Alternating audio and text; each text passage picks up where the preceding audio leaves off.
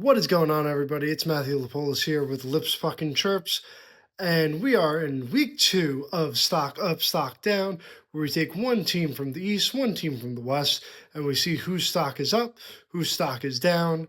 Let's get right into it. Zip your lip, shut the puck up. We're starting with the East now.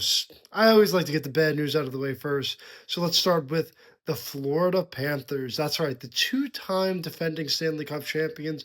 Their stock is really going down.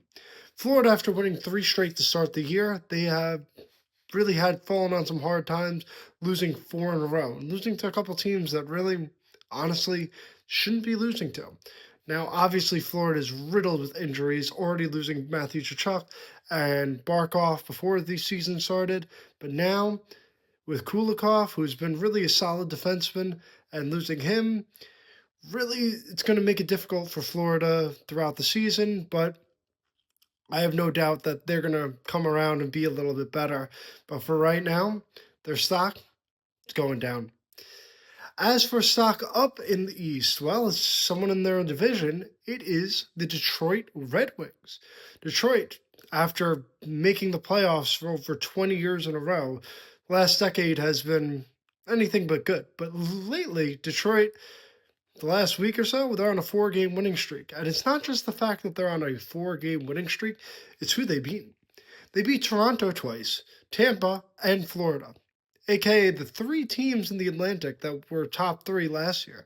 So, really impressive victories overall for Detroit, winning these games against division rivals. And those games are really essentially like games and halves. They're very high valued games, and honestly, I like the way they're playing. They're playing aggressive, they're playing fast, they got a good mix of youth and veterans. So maybe this is the year that Detroit can break their playoff slump, especially as they're playing really well to start. So hopefully they can keep it up. And we'll see what happens. Let's move on to the West. So going down for the West, it's the Minnesota Wild. Minnesota Wild started out pretty good this season, but 3 straight losses really kind of has hampered them. They've had a few injuries here and there, but they just can't seem to win these games lately. 3 straight losses, struggling of late. I know they obviously gave Kaprizov that massive contract. Him and Matthew Boldy have been fantastic, but they were a playoff team. They've been one of the most consistent playoff teams. I could have picked a couple other teams, kind of like San Jose or Calgary, um, but Minnesota is a team that I kind of had a little higher expectations for. I did have them on the outside going in for playoffs, but nevertheless, I just don't like the way they're playing. I don't like their defense. I think they're on a little downward trajectory. We'll see if they can turn it around, but haven't been too impressed with Minnesota lately. And stock up, going Winnipeg. Winnipeg Jets have won 4 straight. They lost Dallas in the opening night, but since then, they've been really, really solid. I thought losing Ehlers, as a top 6, I thought that would kind of slow them down a little bit. But you want to know what? They got arguably the best goalie in the league in Connor Hellebuck back there. And in that 4-game winning streak that Winnipeg has had, they've given up 2 goals or less each time. So Winnipeg has really been a solid team. They were obviously the President's Trophy last year, so I don't know how much stock they really had going in. Couldn't get it done in the playoffs.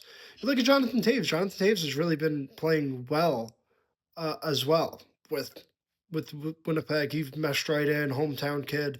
So they've been extremely impressive as well. One bonus team that I want to go out there that is kind of really shocking me a little bit is Chicago. I want to give Chicago Blackhawks a little bit. I know they're 2-2-2, which doesn't seem overly impressive, but that rebuild's going to be over real quick. They are looking very strong lately. They're losing close games. They're losing games that you kind of expect a young team to lose, but they're gaining that experience. They got a loaded talent pool. They're young, probably still going to miss the playoffs this year. Maybe they'll surprise us, but watch out for Chicago next year because this might be the last year that they're in the lottery, and then they could really have something special. Same thing with Montreal in the East. But Montreal obviously was a little bit further along, but watch out for Chicago now. But that'll do it for today's episode of Stock Up, Stock Down. We'll see another week of hockey, and we'll see what happens week 3. Thank you.